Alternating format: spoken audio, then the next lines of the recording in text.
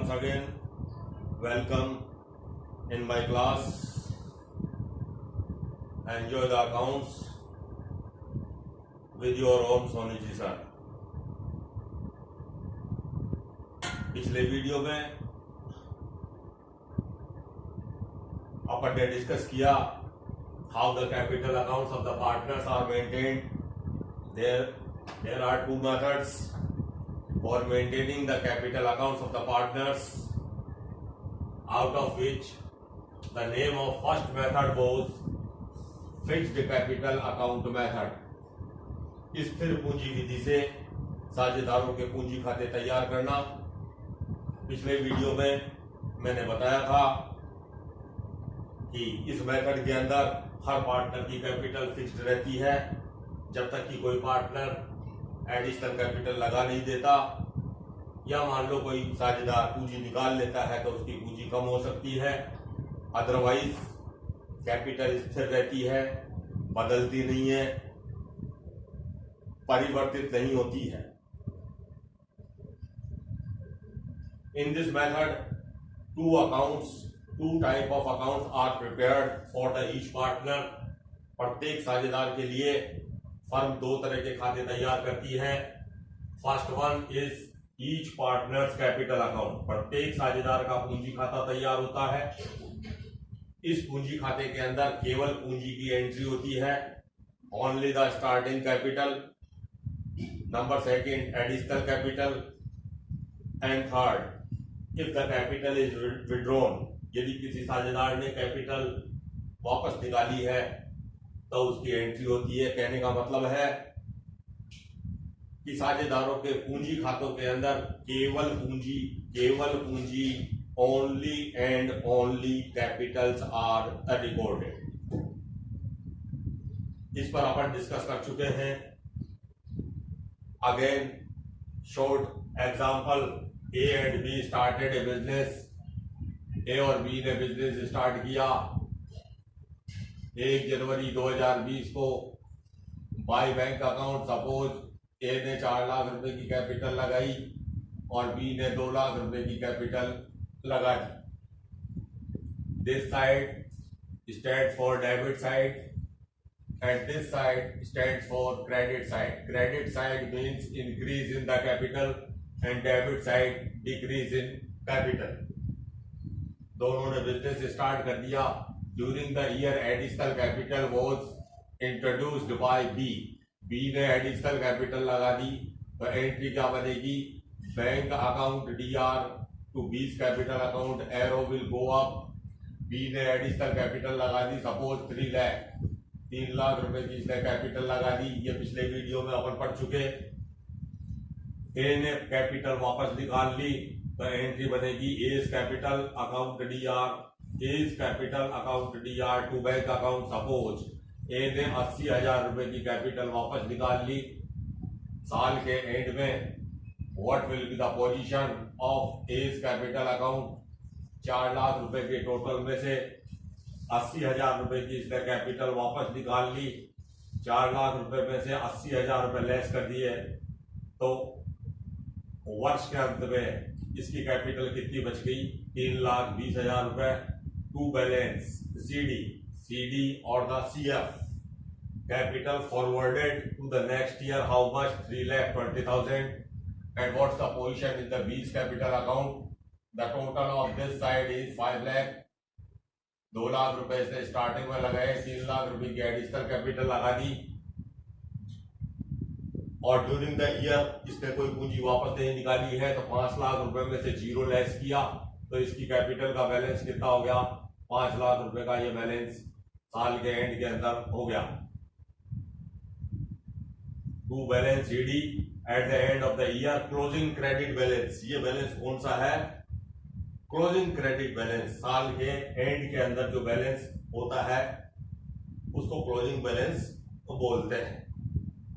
Now we will discuss about the current account.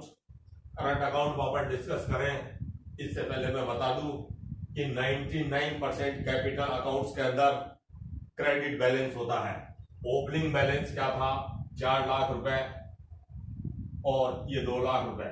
By bank account और the by balance CD, opening credit balance and it is closing credit balance, both are credit balance. इस balance को जब next year के अंदर मैं forward करूंगा तो ये बैलेंस इधर आ जाएगा, by balance brought down from the previous year, how much 3,20,000 and B's capital account balance is rupees 5 lakh.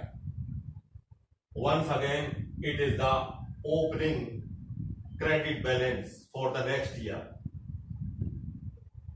कुछ स्टूडेंट्स को इसमें कंफ्यूज होता है, थोड़ा सा ध्यान देंगे तो ये समझ में आ जाए। अब मैं करंट अकाउंट की बात करूं, करंट अकाउंट के अंदर डेबिट बैलेंस भी हो सकता है और क्रेडिट बैलेंस भी हो सकता है। For example, in the starting of the year by balance brought down, एक कैपिटल अकाउंट के अंदर, एक करंट अकाउंट के अंदर एक करंट अकाउंट के अंदर सपोज 1 लाख रुपए का क्रेडिट बैलेंस था, तो ये बैलेंस कौन सा है, ओपनिंग क्रेडिट बैलेंस साल के शुरू के अंदर। जबकि बी का डेबिट बैलेंस था, सपोज डेबिट बैलेंस है तो टू बैलेंस ब्रॉट डाउन, पिछले साल से इसका डेबिट बैलेंस लाए 60,000, 60,000 रुपए, 60,000 रुपए का इसका बैलेंस। क्रेडिट बैलेंस का मतलब क्या है कि 1 लाख रुपए फर्म के पास में जमा है, कौन सा अकाउंट में, करंट अकाउंट में जमा है। बी का account current account debit balance बता रहा है, डेबिट बैलेंस बता रहा है, इसका मतलब फर्म बी से कितने पैसे मांगती है, 60,000 रुपए फर्म मांगती है बी से। तो इट इज द डिडक्शन, जब भी बी का हिसाब होगा तो करंट अकाउंट के अंदर ये 60,000 रुपए इसके डिडक्ट होगा। अगेन मैं दोबारा रिपीट करता हूं, 1 लाख रुपए ए का क्रेडिट बैलेंस है, यानी कि ये जो ए है ये करंट अकाउंट के अंदर 1 लाख रुपए फर्म से मांगता है, और जबकि बी का डेबिट बैलेंस है तो इसका मतलब बी फर्म को 60,000 रुपए देगा। पैसा कौन मांगती है, फर्म मांगती है बी से कितना, 60,000। तो सबसे पहले बैलेंस की अपन ने एंट्री कर दी। अब करंट अकाउंट के अंदर कौन कौन से आइटम आएगी, all the other items except the capitals of the partners are recorded in their current accounts. Capital account में तो सिर्फ कैपिटल आएगी, जबकि इनके करंट अकाउंट के अंदर जैसे किसी पार्टनर को कोई सैलरी मिलती है तो सैलरी आएगी, इंटरेस्ट ऑन कैपिटल है, इंटरेस्ट ऑन ड्रॉइंग्स है, किसी पार्टनर का कमीशन है, शेयर ऑफ प्रॉफिट है, शेयर ऑफ लॉस है।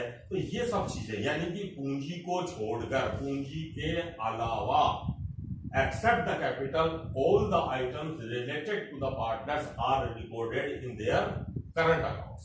करंट अकाउंट्स को हिंदी के अंदर क्या बोलते हैं, साझेदारों के चालू खाते। अब मैं थोड़े न्यूमेरिकल फिगर लेके इसको समझाने की कोशिश करता हूं। सपोज फर्म ए को सैलरी देती है, साल भर के अंदर सैलरी है, तो ए की सैलरी ए के अकाउंट के अंदर फर्म जमा करेगी, तो बाय सैलरी। सपोज साल भर के अंदर ए को सैलरी दी जाती है 60,000 रुपए, तो ए के करंट अकाउंट के अंदर 60,000 रुपए फर्म ने जमा कर दी। बी को कमीशन मिलता है, बाय कमीशन। सपोज बी माल बेचता है और सेल्स के ऊपर उसको कमीशन मिलता है, तो बी को कमीशन मिला, सपोज 40,000 रुपए का इसको कमीशन मिलता है, तो इस कमीशन की एंट्री किसके अंदर हो जाएगी, बी के कॉलम के अंदर हो जाएगी। अब suppose according to the partnership deed, साझेदारों को पूंजी पर ब्याज दिया जाता है, तो पूंजी पर ब्याज किसके अंदर आएगा, करंट अकाउंट में आएगा, कैपिटल अकाउंट में नहीं आएगा। जैसा कि मैंने बोला, कैपिटल अकाउंट के अंदर सिर्फ capitals, only the capitals are recorded. Suppose इनकी कैपिटल के ऊपर 10% पर एनम की रेट से इंटरेस्ट दिया जाता है। मैं ये मान के चल रहा हूं कि ड्यूरिंग द ईयर किसी भी पार्टनर ने कोई कैपिटल, एडिशनल कैपिटल लगाई नहीं और किसी पार्टनर ने कैपिटल विड्रॉल नहीं करी, तो साल भर तक कैपिटल इसकी कितनी रही 4 लाख रुपए और बी की कितनी रही 2 लाख रुपए। इसके ऊपर interest on capital at the rate of 10% per annum. साल भर तक कैपिटल काम किसने ली, फर्म ने कैपिटल को यूज किया तो जो फर्म है वो पार्टनर को उसकी कैपिटल के ऊपर इंटरेस्ट देगी, पूंजी पर ब्याज देगी। तो पूंजी पर ब्याज फर्म के लिए खर्चा हो गया, लॉस हो गया, एक्सपेंसेस हो गया, जबकि पार्टनर के लिए बेनिफिट है। तो by interest on capital, by interest on capital, IOC, interest on capital. A की कैपिटल कितनी थी 4 लाख रुपए, एट द रेट ऑफ 10%, इसका ब्याज कितना हुआ 40,000 रुपए, 40,000। बी की कैपिटल कितनी थी 2 लाख रुपए, फर्म ने 2 लाख रुपए की कैपिटल काम में ली, तो साल भर का इंटरेस्ट कितना बनेगा 10%, पॉइंट आफ्टर 1 डिजिट 20,000। 10% की रेट से इसका ब्याज कितना हो गया 20,000 रुपए, फर्म ने इसके अकाउंट में जमा कर दिए। अब सपोज पर्सनल यूज के लिए ड्यूरिंग द ईयर इनकी ड्राइंग्स भी थी, तो 2 ड्राइंग्स साल भर के अंदर अपने पर्सनल यूज के लिए, घर के खर्चे के लिए इसने 70,000 रुपए 70,000 की ड्राइंग्स की ए ने, तो ये पैसा इसके अकाउंट में करंट अकाउंट के अंदर से डिडक्ट होगा, कटेगा, डेबिट होगा। और बी ने सपोज पूरे वर्ष के अंदर 40,000 रुपए की ड्राइंग्स पर्सनल यूज के लिए माल निकाल लिया या पैसे निकाल लिए, तो ये पैसा इनके करंट अकाउंट के अंदर से डिडक्ट हो जाएगा और एंट्री किस साइड के अंदर होगी डेबिट साइड के अंदर। अब जब पार्टनर ने कैपिटल लगाई थी तो फर्म ने पूंजी पर ब्याज दिया था, अब उन्होंने पर्सनल यूज के लिए पैसा विड्रॉ कर लिया फर्म से, तो in this condition interest will be charged to the partners. इन्होंने जो ड्राइंग्स की है इसके ऊपर फर्म क्या लेगी, ब्याज लेगी। तो just opposite of the IOC, interest on drawings is the income for the firm. Firm के लिए आर पर ब्याज क्या है, इनकम है, जबकि पार्टनर के लिए क्या है, डिडक्शन है, एक तरह से लॉस है। तो फर्म इसका पैसा काट लेगी। सपोज 8% की रेट से, आईओडी की रेट कितनी है, आईओडी की रेट है at the rate of 8% per annum. 8% की रेट से अपन इंटरेस्ट कैलकुलेट करेंगे, तो IOD is also recorded in the debit side to interest on drawings. Now we are to calculate the 8%। हमको 8% कैलकुलेट करना है without the help of any formula. We will calculate first of all 1%. For the calculation of 1%, drawings during the year was 70,000। साल भर के अंदर इसकी drawings कितनी थी 70,000 रुपए। 70,000 रुपए का 1% निकालेंगे तो इधर से after the 2 digits, not zeros, 2 digits के बाद में मैंने पॉइंट लगा दिया। 1% कितना हो गया 700। 1% of the 70,000 is 700. Now we will calculate the 8%. So 8% means multiplied by 8. 8 7 जा 5,600। 5600 रुपए का आईओडी हो गया। तो ए का जो 70,000 रुपए ड्राइंग्स का कटेगा और इंटरेस्ट और ड्राइंग्स का कितना पैसा कटेगा 5,600 रुपए फर्म काट लेगी, 5,600। इसी तरह से बी की साल भर के अंदर ड्राइंग्स कितनी है 40,000 रुपए। 40,000 रुपए, 40,000 रुपए का हम 1% कैलकुलेट करेंगे तो पॉइंट आफ्टर 2 डिजिट्स 1% कितना हुआ 400 रुपए। तो 8% कैलकुलेट करने के लिए इसको 8 से मल्टीप्लाई कर देंगे। 8 4 जा 32, 3,200। ये 3,200 रुपए इसके डेबिट साइड के अंदर डाल। अब अपन ये मान के चले कि साल भर के अंदर फर्म ने 3 लाख रुपए का प्रॉफिट कमाया and the profit sharing ratio was 2:1। 2:1। इस 3 लाख रुपए के इस 3 लाख रुपए के प्रॉफिट को जब अपन इन दोनों के अंदर डिवाइड करेंगे, 3 लाख अपन एज्यूम नहीं करते हैं, अपन प्रॉफिट एज्यूम करते हैं कि इन्होंने 1,50,000 रुपए का प्रॉफिट कमाया, 1,50,000। This profit will be distributed among X and Y in their profit sharing ratio 2:1.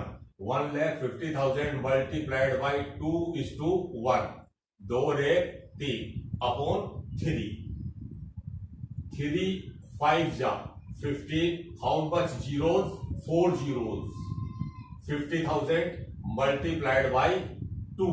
So how much is equal to 1 lakh? 1 lakh रुपए का प्रॉफिट किसके हिस्से के अंदर आया? ए के। तो मैं 1 लाख रुपए ए के अकाउंट के अंदर डाल दूंगा और इसी तरह से बीज share of profit, total profit was 1,50,000 multiplied by ratio 2:1. 2 + 1 3. 3 5 जा 50,000. 50,000 मल्टीप्लाइड बाय बीज शेयर मीन्स 1. 50,000 रुपए का प्रॉफिट किसके हिस्से के अंदर आ जाएगा? बी के हिस्से के अंदर आ जाएगा। और यहां पर by profit and loss appropriation account या बाय शेयर ऑफ प्रॉफिट अपन लिख सकते हैं। टोटल प्रॉफिट कितने रुपए का था? 1.5 लाख रुपए का। 1 लाख रुपए का प्रॉफिट इसको मिल गया और 50,000 रुपए का प्रॉफिट इसको मिल गया। तो क्रेडिट साइड के अंदर कैपिटल के अलावा क्या आया? सैलरी ए के लिए इनकम है, इसके अकाउंट में जमा कर दिया। कमीशन बी के लिए इनकम है, 40,000 रुपए इसको क्रेडिट कर दिए। Interest on capital is also the income for the partners, so we have credited and share of profit has also been credited to their current accounts. Current accounts में से किस किस का पैसा कटा? 70,000 और 40,000 ड्रॉइंग्स का पैसा फर्म ने काट लिया और इनकी ड्राइंग्स के ऊपर जो इंटरेस्ट है वो भी फर्म ने काट लिया। अब at the end of the year what's the position of current account? What's the total? Here 000 in this row 0 6 + 4 10 1 2 + 1 total कितना आ गया? 3 लाख रुपए। 3 0 का 0 6 और 4 10 की 0 1 और 1 2 और 1 3। 3 लाख रुपए के अंदर से ये जो दोनों फिगर है हम इसको लेस कर देंगे। मैं डायरेक्ट लेस करूंगा। 3 लाख रुपए के अंदर से आप क्या करेंगे? आप इन दोनों को जोड़ लेंगे तो 75,600। इन दोनों का टोटल कितना है? 75,600। 70,000 और 5,600। इसको मैं लेस करूंगा तो फर्स्ट रो के अंदर क्या है? 0 का 0। सेकंड रो में 0 है, 0 में क्या जोड़ू कि ये 0 आ जाए 0। थर्ड रो के अंदर 6, यहां पर क्या है? 0। 6 में कितना जोड़ू कि 0 आ जाए? 6 और 4 10 की 0 1 1 और 5 6। 6 के अंदर कितना जोड़ू कि 0 आ जाए? 6 और 4 10 की 0 1 1 और 7 8। 8 में क्या जोड़ू कि ये 0 आ जाए? 8 और 2 10 की 0 1 और 2 3। तो बैलेंस कितना बचेगा? 2,24,400। इसको वापस चेक करेंगे, इसका इन तीनों फिगर का टोटल करें तो कितना आना चाहिए? 3 लाख रुपए। इस रो के अंदर ये 0, सेकंड रो के अंदर ये 0, 6 और 4 10 की 0 1 और 5 6 और 4 10 की 0 1 और 7 8 और 2 10 की 0 1 और 2 3। तो इसके करंट अकाउंट के अंदर बैलेंस कितना बच गया? 2,24,400 रुपए। To balance CD carried forwarded to the next year. What's the position of the B's account? किस साइड का टोटल ज्यादा लग रहा है? 6 और 4 10 1,03,200। 4 और 2 6 और 5 11 1,10,000। किस साइड का टोटल ही ज्यादा है? तो जिस साइड का टोटल ज्यादा होगा उस साइड का टोटल पहले अपन लगाएंगे। तो 4 और 2 6 और 5 11, इधर का टोटल आ गया 1,10,000। 1,10,000 रुपए के अंदर से हम ये तीनों फिगर घटाएंगे, लेस करेंगे, डिडक्ट करेंगे, सब्सट्रैक्ट करेंगे। 1,10,000 रुपए में से इसको मैं लेस करूंगा। In the first row 0, second row के अंदर 0 का 0 2 2 और 8 10 की 0 1 1 और 3 4 4 और 6 10 की 0 1 और 6 7 और 4, 11 में कितना जोड़ू कि 1 आ जाए 0, 11 का 1 सिल्की 1 0। चेक करेंगे, फर्स्ट रो के अंदर 0, सेकंड रो के अंदर ये 0, थर्ड रो के अंदर 2 और 8 10 की 0, 1 और 3 4 और 6 10 की 0, 1 और 6 7 और 4 11 का 1 असल की 1 और 0 1। 101% करेक्ट कैलकुलेशन। तो इसके करंट अकाउंट के अंदर कितने रुपए का बैलेंस बचा? 6,800 रुपए का। कौन सा बैलेंस है ये at the end of the year, to balance CD at the end of the year. Suppose accounts are closed on 31 December 2020, तो 31 दिसंबर 2020 को इसका क्लोजिंग क्रेडिट बैलेंस ए का तो कितना है 2,24,400 रुपए का क्रेडिट बैलेंस है, और बी का बैलेंस कितना है क्रेडिट बैलेंस 6,800 रुपए। अब यदि इसी बैलेंस को मैं नेक्स्ट ईयर के स्टार्टिंग के अंदर फॉरवर्ड करूंगा तो ये इस साइड से किस साइड के अंदर आ जाएगा? इस साइड के अंदर। तो मैं यहां पर लिखूंगा by balance brought down from the previous year से बैलेंस अपन कितना लाए? 2,24,400 2,24,400 रुपए का बैलेंस इसके अकाउंट से इसके अकाउंट में रहा, और इसके अकाउंट में कितने रुपए का बैलेंस रहा? 6,800 रुपए का balance brought down from the previous year. The side will change. पिछले साल ये बैलेंस क्या था? क्लोजिंग क्रेडिट बैलेंस था, और यही बैलेंस साल के शुरू के अंदर कितने तारीख को?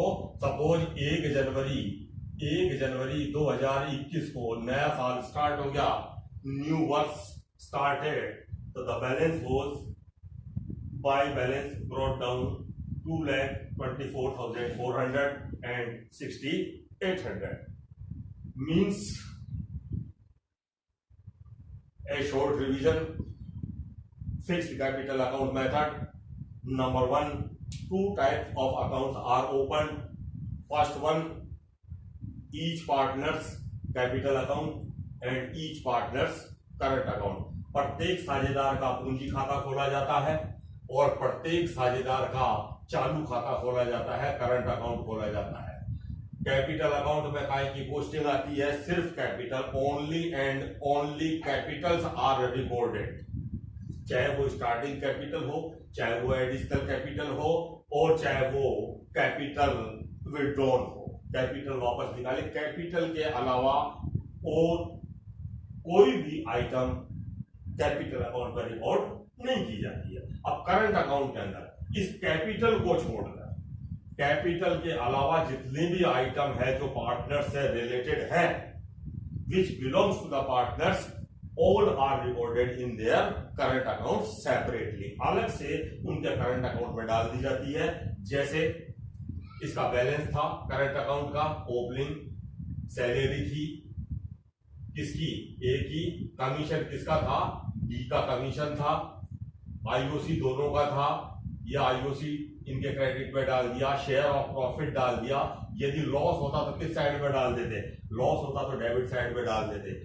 बी का डेबिट बैलेंस था कैपिटल को छोड़कर, और ये जो ड्रॉइंग्स है ये करंट अकाउंट में आएगी, और इंटरेस्ट ऑन ड्रॉइंग्स भी किसके अंदर आएगी? इसके करंट अकाउंट्स के अंदर आएगी। तो इस तरह से स्थिर पूंजी विधि के अंदर प्रत्येक साझेदार का पूंजी खाता और प्रत्येक साझेदार का चालू खाता खोला जाता है। पूंजी खातों के अंदर केवल साझेदारों की पूंजी मेंशन की जाती है, कैपिटल मेंशन की जाती है, और करंट अकाउंट के अंदर कैपिटल को छोड़कर जितने भी आइटम है, चाहे वो पार्टनर की सैलरी हो, कमीशन हो, बोनस हो, रेम्यूनरेशन हो, शेयर ऑफ प्रॉफिट हो या शेयर ऑफ लॉस हो, ड्रॉइंग्स हो या इंटरेस्ट ऑन ड्रॉइंग्स हो, all the other items are recorded in their current. इस वीडियो को मैं यहीं फिनिश करता हूं। नेक्स्ट वीडियो के अंदर अपन फ्लक्चुएटिंग कैपिटल अकाउंट मेथड के बारे में डिस्कस करेंगे, जिसके अंदर हर पार्टनर का केवल कैपिटल अकाउंट खुलेगा। Current accounts are not open in the fluctuating capital method, परिवर्तनशील पूंजी विधि in the next video. Have a nice day. Again, welcome. Doubts and suggestions are most welcome. मैं वेट करूंगा. यदि आपको कोई प्रॉब्लम आती है, किसी भी तरह की समस्या आती है, तो आप कमेंट्स करें. डायरेक्ट यदि आप कांटेक्ट करना चाहें तो फोन कॉलिंग से भी आप कर सकते हैं.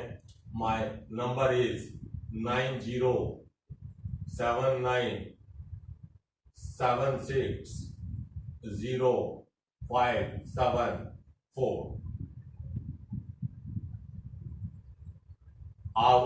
I will try my best to satisfy you.